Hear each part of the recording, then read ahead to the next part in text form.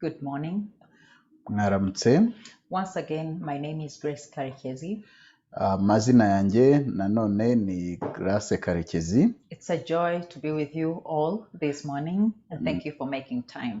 Ni umugisha kubana namwe muri iki gitondo kandi mwakoze cyane kubishakira umwanya. We are in our fourth session of Stepping Stones to Healing and Maturity. Turi mu nyigisho ya kane ivuga ku ruhererekane, inyigisho z'uruhererekane rwo gukira no gukura. And today we are talking about inner healing and emotional wholeness. Uyu munsi rero tukaba turi kuvuga ku nsanganyamatsiko ivuga gukira k'umutima n'amarangamutima. This is a topic I love much. Iri ni inyigisho nkunda cyane. Because before meeting Christians who could talk about it, kubera ko mbere yuko mpura n'abakristo bashobora kuyivugaho, I used to feel that I'm wrong to feel how I feel, and Christians should not be as I was. Nakundaga kwiyumva nkaho bitari bikwiriye ko niyumva uko niyumvaga kubera ko nari umukristo, kuko nta mukristo ukwiye kwiyumva uko niyumvaga. But in this course I learned that it is normal, but I needed to know the cause of my issues to be able to bring them to Jesus. Ariko mu isomo nk'iri niho nashoboye gusanga ari ibisanzwe kandi ko nkeneye kumenya icyateye gukomereka kwanjye kugira ngo mbizanire Yesu Kristo. Knowing the cause enables us to know how to deal with an issue and then avoid falling into the trap Lambert has just told us about. Hanyuma nk'uko byavuzwe mbere, iyo tumenye icyateye ibintu tubasha kumenya nuko duhangana n'ikibazo, ariko tukanamenya nuko twirinda kuzasubira mu kibazo nkacyo. So as we have been taught in the previous session, nk'uko rero twabyize mu isomo ryabanje, inner damage is something that is common to people. Gukomereka k'umutima ni ibintu bisanzwe mu bantu. But sometimes we don't know it. Ariko hari n'igihe tuba tutabizi ko ari ibisanzwe. It is something even us in the house of God experience. Ni n'ibintu natwe mu bana b'Imana tunyuramo. But what is the cause? Where does it come from? Ariko se bituruka he, biterwa n'iki? So here we're going to look at those causes that destroy or damage our inner person. Muri iri somo rero tugiye kureba ese ni biki bitera kwangirika k'umutima. A simple answer would be to take us back to our first sessions where we were talking about the fall of man. Hanyuma washaka ku igisubizo cyoroshye byaba gusubira inyuma tugasubira ku isomo twize bwa mbere rivuga kugwa k'umuntu. Because we live in a fallen and perfect world, we face many situations which have the potentials to cause a damage in us. Kubera rero tuba mu isi yaguye, tubaho mu buzima haba hari ibintu byinshi bifite ubushobozi bwo kuba byadukomeretsa. So whether we are damaged or the extent of the damage, it will depend on the person. Noneho ikindi nuko ingano yo gukomereka kwacu no kwangirika kwacu k'umuntu w'imbere bizaterwa n'umuntu. And unfortunately we are all connected to that first fall, and that definitely makes us all prone to being inner damaged. Kubera ikibabaje rero nuko twese dufite aho duhuriye na kwa kugwa kwa mbere, kandi ibyo ngibyo bikaduha kuba dufite aho duhuriye cyangwa se dufite ibyago byinshi byo kuba twakwangirizwa cyangwa twakomeretswa. As we start, allow me please to pray. Dukomeza rero reka munyemerere dusenge. Father God, thank you for this morning. Data, turagushimiye kubw'uyu munsi. Thank you for this course. Turagushimiye kubw'iyi nyigisho. And thank you for this session. Kandi tugushimiye kubw'iri somo. I invite you, Jesus, to come and be the Lord over this session. Mwami Yesu, ndagutumiye nguze ube umwami w'iri somo. Come and be the one who teaches. Ngwino ube ari wowe wigisha. Help us to understand the causes of those things we do not even know that we have in us. Unadufashe gusobanukirwa aho ibitera kwangirika na bya bintu tuba tutazi nuko tunafite. Come and help us understand, but also give us peace, your peace that will cover us even as we learn about these causes. Turagusabye rero ngo ubituhishurire, ariko ikirenze kuri ibyo duha amahoro yawe kugira ngo adutwikire muri iki gihe tuba tubyiga. We open our ears, come and be our Lord. tukinguye amatwi yacu, ngwino ube umwami wacu, Teach us, Lord, ngwino utwigishe mwami, in the name of Jesus. mu izina rya Yesu, Amen. amen.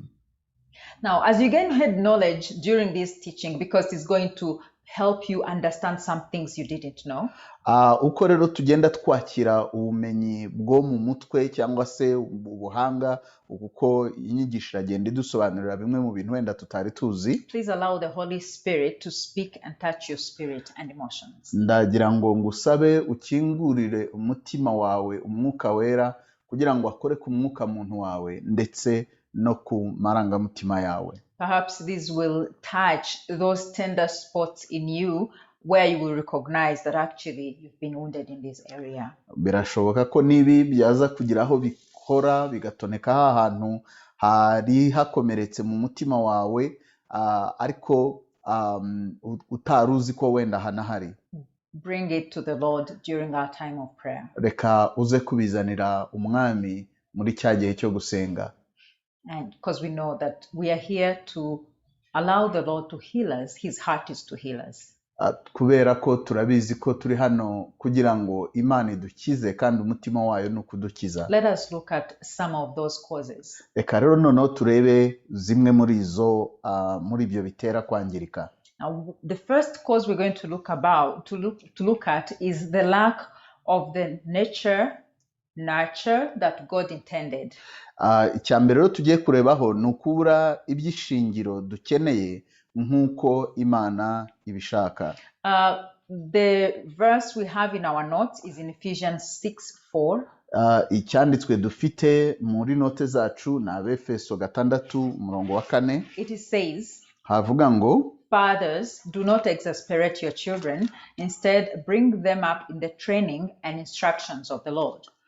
Aravuga ngo, namwe base ntimugasharire abana banyu, ahubwo mubarere mubahana mubigisha iby'umwami wacu. These will help us understand that the nurture we're talking about starts in the family. Ibi rero bikadufasha kumva ko ibyo byishingiro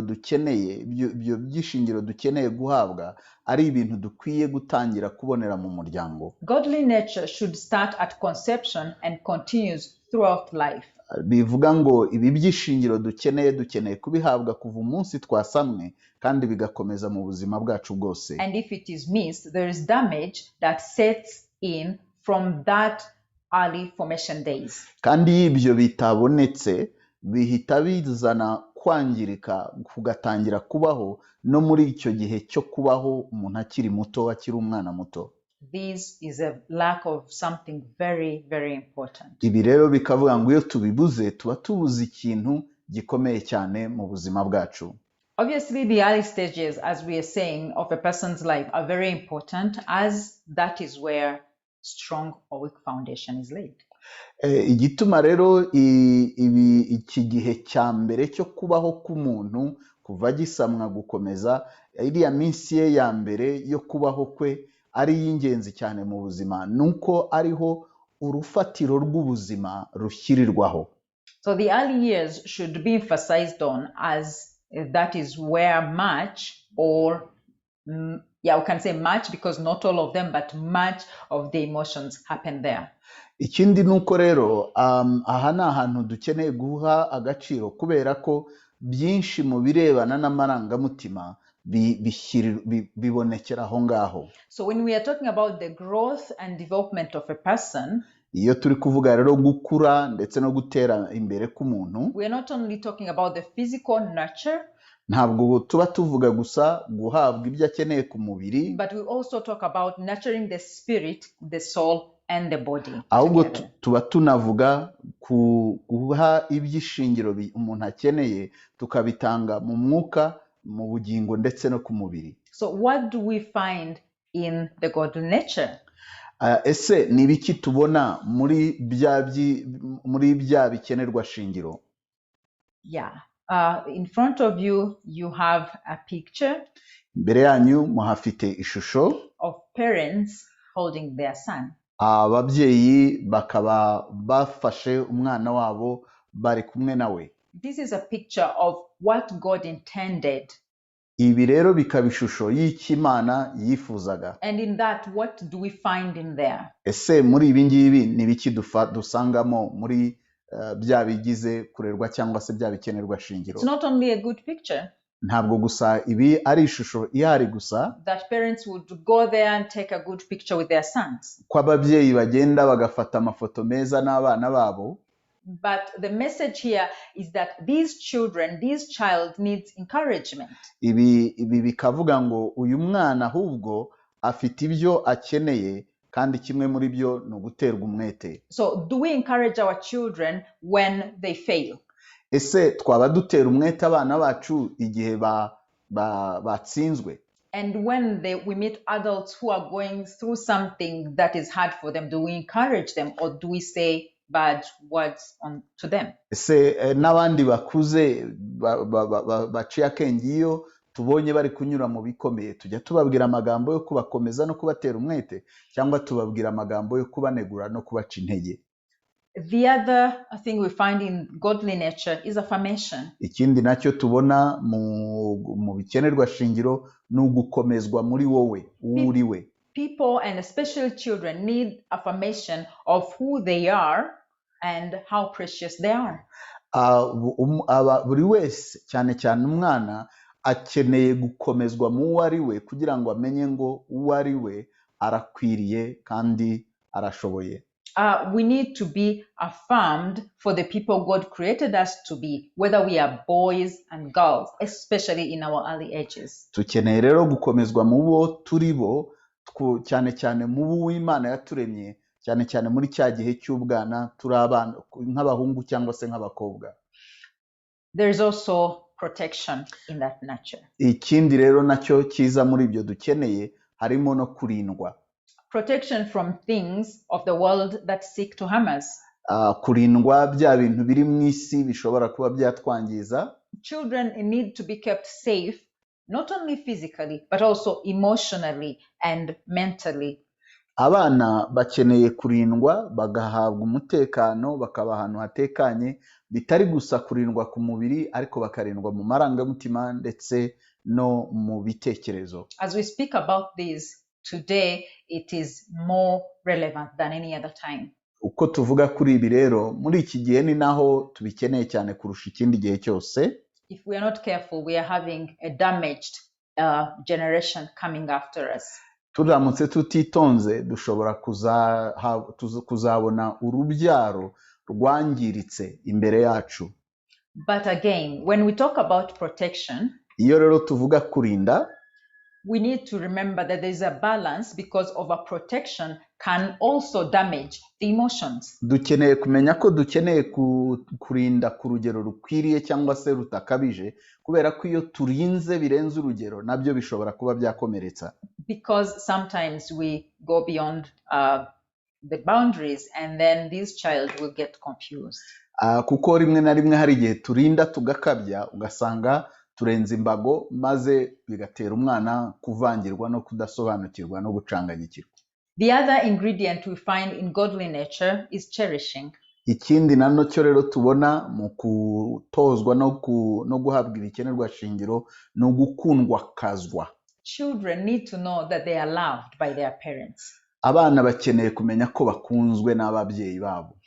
Because cherishing is a vital ingredient to all of us. Kubera ko gukundwa kazwa ni ikintu cy'ingenzi dukeneye mu buzima kuri buri wese muri twe. Just because we were created in God's image. Kubera ko twaremwe mu ishusho y'Imana. We need to be loved unconditionally. Dukeneye gukundwa ntacyo baduca. And especially when it comes to our culture, cyane cyane iyo bigeze ku muco wacu, children wonder if they are loved or not. Abana benshi bahora bibaza harya ndakunzwe cyangwa si nkunzwe. Because there is no cherishing. Kubera ko akenshi nta gukundwa kazwa kuba guhari. Sometimes there is provision of their needs, but there is no feeling of the love that will nurture their inner person.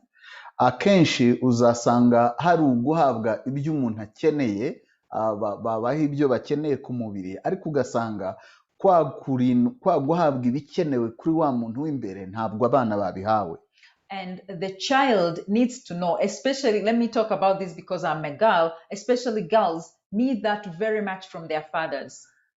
Ikindi rero reka wenda ibi mbivuge nk'umukobwa ni uko abakobwa bakeneye urwo rukundo ruturutse ku babyeyi babo b'abapapa. Where you hear your father telling you that he loves you, iyo wumvise umubyeyi w'umupapa akubwira ngo ndagukunda, does things to show that he loves you, not material things, but like holding you in his arms. akaba anakora ibintu bigaragaza ko agukunda, bitari ukuguha gusa ibintu bisanzwe biri aho inyuma, nko kuba yagufata akaboko. Because when you give children things, they think that is your duty. Kubera ko iyo uhaye abana gusa ibintu baba bazi ko arizo nshingano zawe, nyine nibyo ushinzwe kubaha ibintu. But when you show them love in a way that is not material, ariko iyo uberetse urukundo ukabereka affection mu buryo burenze gusa ubw'ibifatika, they know they are loved. Bamenya yuko bakunzwe. And that nurtures their inner person. Kandi ibyo birangira bishyigikiye wa muntu wabo w'imbere. Someone once told me, umuntu umwe yarambwiye ngo, that a girl who has been told by his father that she's beautiful, ngo umukobwa wabwiwe na se ko ari mwiza, whatever you may do in her adult years will never change that. Ibintu byose ise yazakora nyuma y'icyo gihe yarabimubwiye ari umwana muto, ntabwo bizahindura cya kindi yamubwiye ngo uri mwiza. Wherever she goes in the whole world, she knows she's beautiful, even if everybody else may think that she's not. Ahantu hose uwo mwana w'umukobwa azajya mu isi, nubwo abandi bose batekereza ko atari mwiza, ariko wazaba yiyumva ko ari mwiza. That is what nurture does. Ibyo rero ni bimwe mu byo guhabwa ibi bikenerwa shingiro bikora. Discipline is also another ingredient. Ikindi nacyo gikenewe ni discipline cyangwa se guhanwa, gutozwa, gucyahwa. Because we do not love our children to the point we do not discipline them. There's no love in that. Kubera ko iyo tudakunda abana bacu ku buryo bihagije ku rugero twabahana, ntabwo urwaba ari urukundo. Even the Bible talks about it. Ndetse na Bibiliya irabivuga. But discipline them within the boundaries.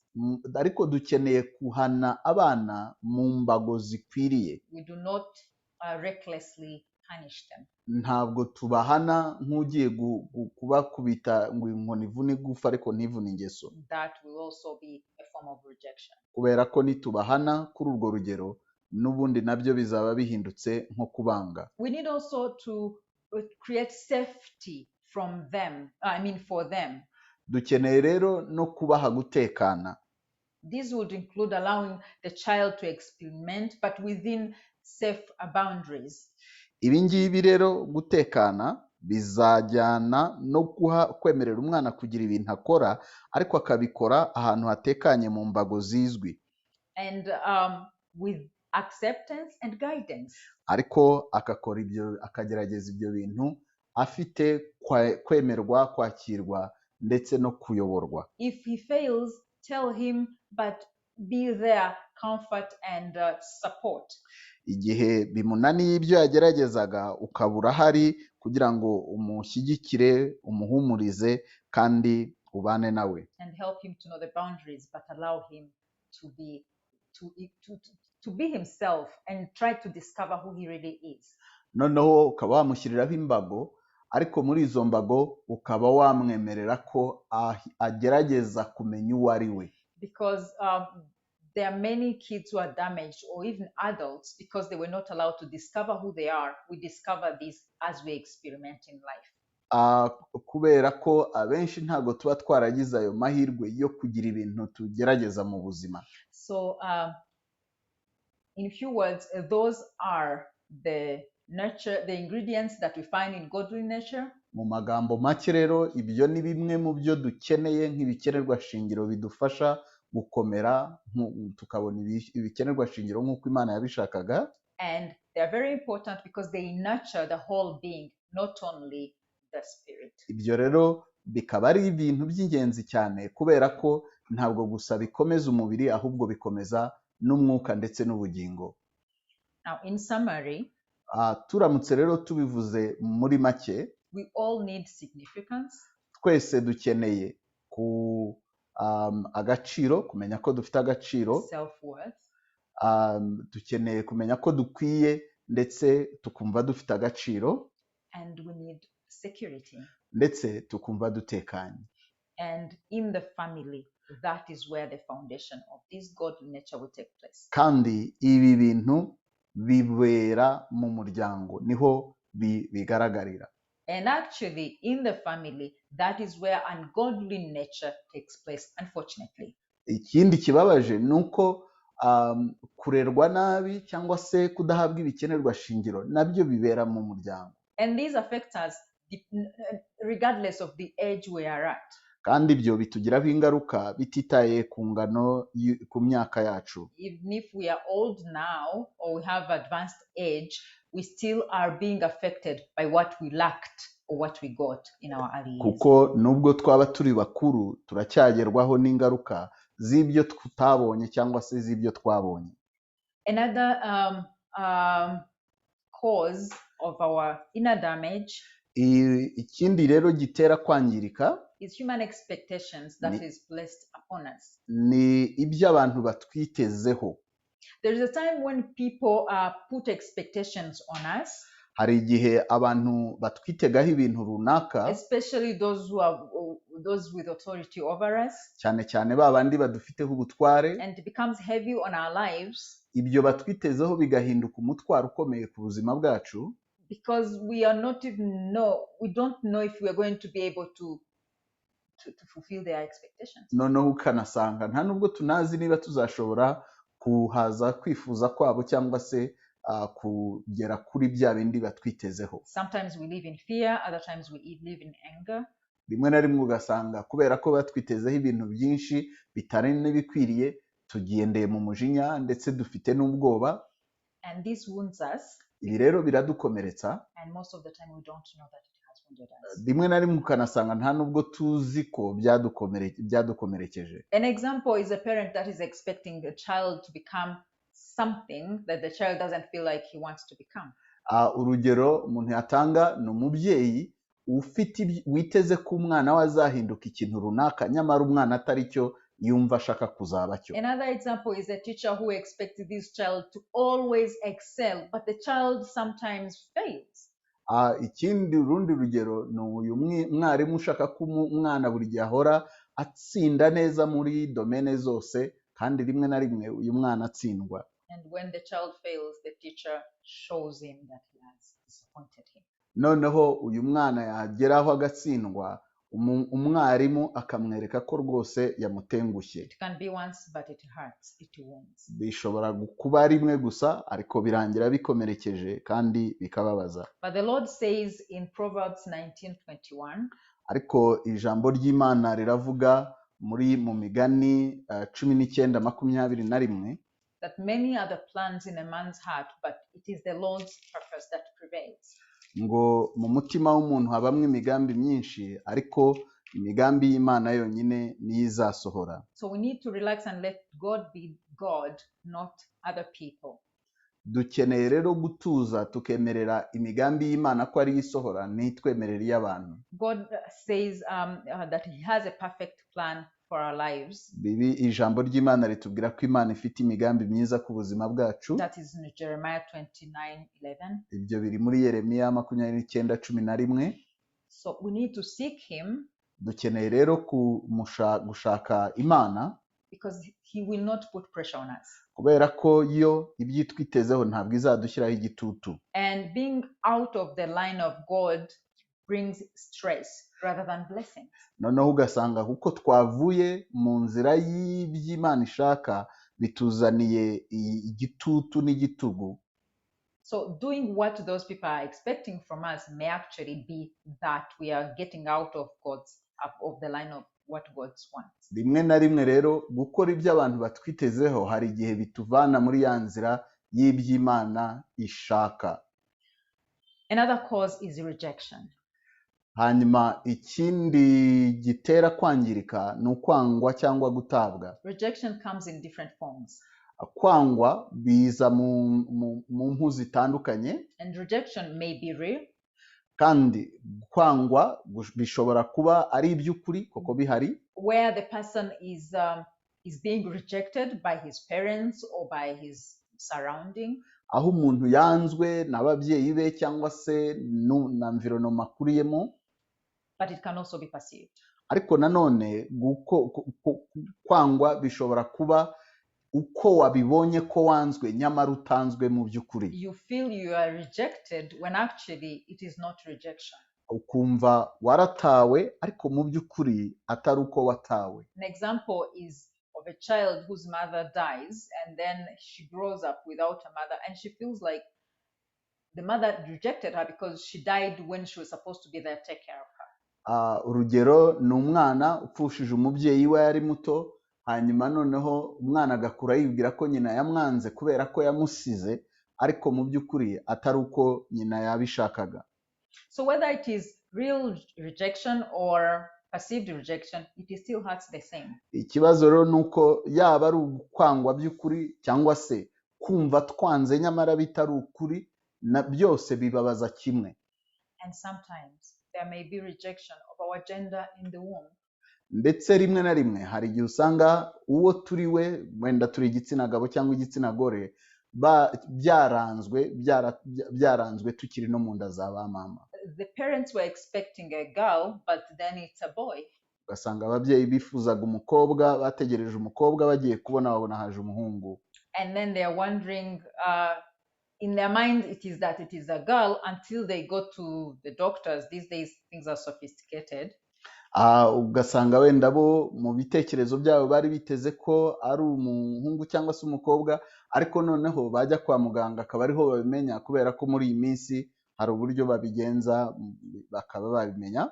Even before they check the gender of the child, there is a feeling the child has that they want a girl, so I should be a girl.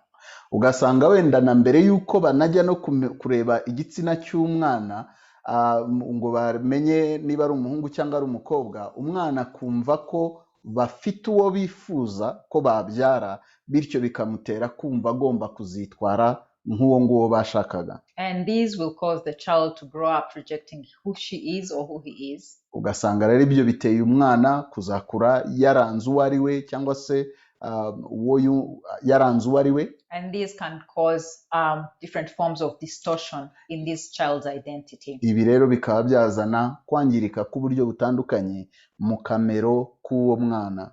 There is also betrayal and false accusation as one of the causes of inner damage. Hari nanone gutenguhwa n'uwo wari wizeye ndetse no gushinjwa ibinyoma nka kimwe mu bitera kwangirika k'umutima. And betrayal is rejection. Kwangwa cyangwa se gutenguhwa, kubeshyerwa, ni kugambanirwa, nabyo ni ukwangwa. And the closer the person is, the more the betrayal is felt. Uwakugambaniye rero iyo yari umuntu uri bugufi bwawe, ni nako umubabaro urushaho kwiyongera. And the damage will be deeper. Noneho ugasanga kwangirika kubaye ukurenze, kurimbitse birenzeho. David expressed this in Psalm 22 verse 12 to 14. Dawidi yavuze ibingibi muri Zaburi ya 22. He said, if an enemy were insulting me, ngo iyo aza kuba ari umwanzi wanjye wantutse, I could endure it. ngo nari kubyihanganira. If a foe were rising against me, I could hide. Ngo iyo biza kuba ari umwanzi wanjye uri kunyirukansa, nari kuba nirukanse nanjye koko ngahunga. But it is you, a man like myself, my companion, my close friend. Ariko ni wowe inshuti yanjye, wowe twagendanye, wowe wa bugufi. Whom I once enjoyed sweet fellowship at the house of God. Wa wundi twagiranye ibihe by'ubusabane turi imbere y'Imana. As we walked about among the worshippers. Uko tugenda hagati y'abaririmbira Imana. You can understand the betrayal in God's house from your fellow brethren. Ushobora rero kumva uburyo kugambanirwa n'umuntu musengana birushaho kubabaza kurushaho. Yeah, may God help us. Uwiteka dufashe. Another cause of inner damage is pronouncements, curses, and inner vows. Ibindi rero nabyo bitugiraho ingaruka ni iby'abantu batwatuyeho imivumo ndetse n'ibyemezo twafashe mu mitima yacu. Speaking any ungodly word over a person or over yourself can curse you or curse them. Iyo uvuze ikintu cyose kitari cyiza ku muntu cyangwa se kuri wowe ubwawe, ibyo bishobora kuzana umuvumo. Like saying you are a problem, you bring issues in my life. Ugasanga umuntu aravuga ati wowe uhora uri mateso, uhora uri ikibazo, uhora unzanira ibibazo mu buzima bwanjye. So we need to be careful about the words that we use to others. Dukeneye rero kwitondera amagambo tuvuga ku bandi. Because words hurt very much and ungodly words can be extremely harmful. Kubera ko amagambo arakomeretsa cyane mu buryo bukomeye, kandi amagambo atari meza ashobora rwose kurangiza agiriye nabi abantu. Unfortunately, when we speak words out, it is difficult to retrieve them. Kandi akarenza umunwa karushya hamagara, iyo wabivuze kubigarura biba byarangiye. And the Bible says in Proverbs 12:18, hanyuma ijambo ry'Imana rikavuga mu Migani 12:18 that reckless words pierce like a sword, but the tongue of the wise brings healing. Imigani 12 ku murongo waho wa 18 havuga ngo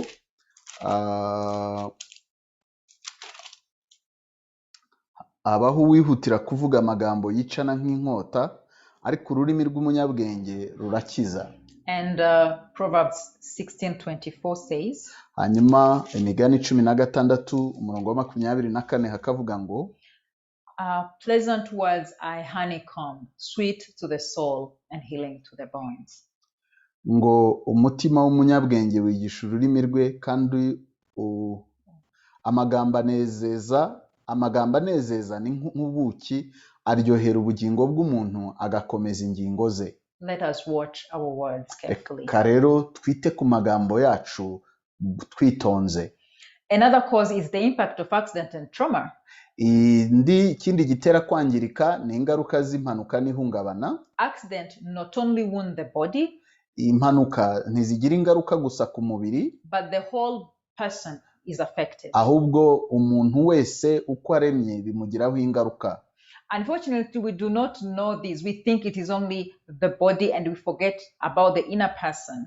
Akenshi rero dukunze kubirengagiza ibi ntitubimenye, nyamara ntitumenye ko iyo umuntu agize impanuka bigera kuri buri gice cyose cy'ubugize ubuzima bwe. Also, witnesses to an accident or traumatic event can also be severely damaged in the emotions. Iyo rero umuntu yabonye impanuka iba, cyangwa se akabona habaho ibintu byinshi bihungabanya mu buzima bwe, nabyo bishobora kuzana kwangirika kw'amarangamutima. Sometimes because we are not the direct victims, we may think we are fine.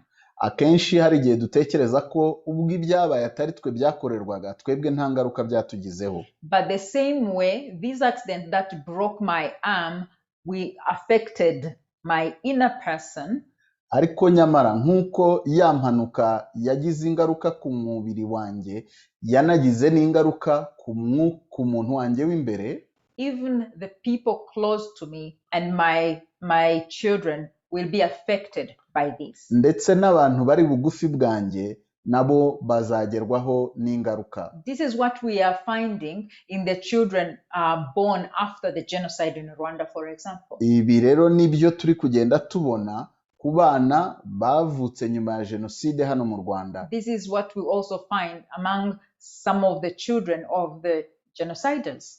Ibi nabyo ni nabyo tunabona ku bana b'abarokotse jenoside mu Rwanda, ariko no ku bana b'abakoze jenoside yakorewe abatutsi hano mu Rwanda. The impact gets to them and they are wounded on the inside. Ugasanga ingaruka nabo zibagezeho, bagakomereka kuri wa muntu wabo w'imbere. Sometimes we see it, sometimes we don't, but they need help. Rimwe na rimwe turabibona, ikindi gihe ntitubibone, ariko mu by'ukuri nabo bakeneye gufashwa. The other thing that wounds us, another cause, is abuse. Ikindi rero nacyo kitugiraho ingaruka ihohoterwa ry'uburyo bwose. All forms of abuse are dangerous. uburyo bwose ubwoko bwose bw'ihohoterwa ni bubi because it steals the free will of the person, and the person feels helpless, and this is ungodly. kubera ko ihohoterwa ryambura umuntu uburenganzira bwe bw'amahitamo, ugasanga umuntu abayeho ameze nk'aho atafite kirengera. In your notes you have the story of Tamar and Amnon. Muri note zanyu mufite icyanditswe kivuga ku nkuru ya Tamari na musaza we Amunoni, where she was sexually abused by her brother. aho yahohotewe agakorerwa ihohoterwa rishingiye ku gitsina abikorewe na musaza we. This destroyed her completely. Kandi ibi ngibi byamuramusenye mu buryo burenze. So sexual abuse itself damages the soul, the spirit and the body at the same time. Ihohoterwa rishingiye ku gitsina rero byangiza umubiri, umwuka n'ubugingo. May God help us. Uwiteka dufashe. Now, in the inner damage, the abuse occurs in different forms. For example, it can be physical. No kuvuga rero ihohoterwa rishobora kugira ubwoko butandukanye, rishobora kuba iryo ku mubiri, where we talk about sexual abuse. Ari naho tunabona n'ihohoterwa rishingiye ku gitsina. Or the child will be neglected. Cyangwa se ugasanga umwana ntibamwitayeho, baramureka akirirwa yininyaho tagira kirengera. It can be mental. Bishobora no kuba ihohoterwa ryo mu bitekerezo, where someone his ability is demeaned, you can't amount to anything. Aho abwirwa ko ntacyo azimarira n'ayisaza atazayikamira. The abuse can be emotional. Ariko no ihohoterwa rishobora kuba iryo mu marangamutima, where you are told or you are teased in a wrong way, in an unkind way. Ugasanga umuntu ahora aserezwa mu buryo butari bwo, and this breaks your self-confidence. Noneho ibyo bikarangira byangije uriwe nyakuri. It can also be spiritual. Ariko bishobora no kuba ihohoterwa ryo mu mwuka. Sometimes we find this in our churches, for example. Aho ngaho rishobora no kubera no mu nsengero cyangwa aho dusengera, where pastors or some other people can manipulate us or control the congregation. Aho abantu bashobora kuba badutwaza igitugu cyangwa se bakadutera gukora ibyo tutashakaga gukora. So this abuse creates anger and hatred and self-hatred, emotional confusion. Iri hohoterwa rero rishobora gutera umujinya, kumva ufite uburakari, kumva umerewe nabi mu marangamutima. Yeah, and your emotions may be suppressed. Ugasanga wenda biguteye kutsikamira amarangamutima yawe, or inappropriately expressed. Cyangwa se ukaba wanayagaragaza mu buryo butari bwo. Another form of cause is bereavement or other losses. Ikindi gitera kwangirika ni ugupfusha n'ukundi kubura ibyawe kose. Loss hurts and causes emotional pain. Gupfusha birababaza kandi bikazana kumva ufite umubabaro mu marangamutima. And death is a major loss, but it is unavoidable. This is how life is. Kandi urupfu nicyo kintu kidutwara abacu tukumva turabaye kurusha ibindi, ariko ntaho twaruhungira, ni biri mu isi turimo. Most importantly, if the death is unexpected, then it is really worse. Ndetse biba bibi cyane iyo witabye Imana apfuye mu buryo butunguranye. And death has other forms too. For example, if you divorce, that is a form of death because your marriage is dead. Urupfu narwo rugira amasura atandukanye, nko atandukana n'uwo mwashakanye, nabwo ni uburyo bwo gupfa kuko urushako rwawe ruba rwapfuye. So when death occurs, we need to grieve, and grieving is a process that will take time and has several stages for it to be well done. Hanyuma rero urupfu bikenera ko tugenda urugendo rw'icyunamo, kandi urwo rugendo ni urugendo nyine rufata igihe, rukananyura no mu ntambwe zitandukanye kugira ngo rube tubashe kururangiza. The last point that I want to bring to you is that our own sin can also be a cause of our inner damage. ikindi cya nyuma nshaka kuvugaho ni uko ibyaha byacu bwite nabyo ubwabyo bishobora kuba impamvu yo kwangirika kwacu. As we continue falling into this particular sin and trying our best and stuff like that, it gets to a point we feel really we are losers. Uko turushaho kugenda twigaragura muri iki kintu dushaka kukivamo tugerageza bitunanira tugwa tugeraho tukaba twakwakira ko nyine turi abantu byananiye ubuzima bwananiye, especially if our sin is affecting our loved ones. cyane cyane iyo ibyaha byacu biri kugira ingaruka ku bo dukunda mu buzima. But it is important to know that falling down is not failing, it is staying down that is failing. Ariko dukeneye kumenya ko ikibazo ntabwo ari ukugwa, ahubwo kuguma ukurambarara nibyo no gutumiza ibiringiti ngo wiryamire nibyo kibazo. So as we fall, let us aim to rise up again. Uko rero tugwa reka tugerageze no kugambirira kubyuka. So I would encourage you to stay on and be expectant to hear the symptoms of this wounding we are just talking about. Ndagusaba rero ngo ukomeze ukurikire ube witeguye ko mu kanya tugiye kumva ibimenyetso ndetse n'ingaruka by'ibi bikomere turi kuvugaho. God bless you. Imana ibahe umugisha.